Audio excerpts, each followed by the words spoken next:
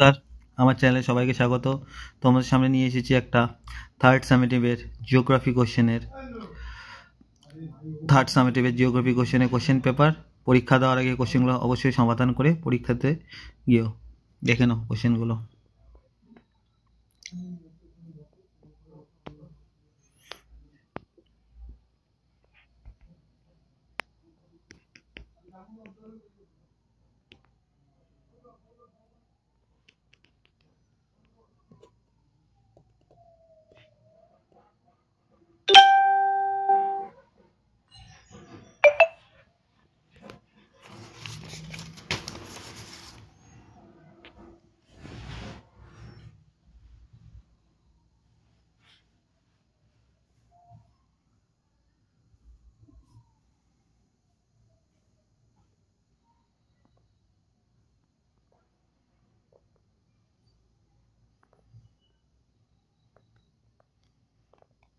ভিডিওটি যদি ভালো লাগে চ্যানেলটিকে অবশ্যই সাবস্ক্রাইব করে দিও। ধন্যবাদ।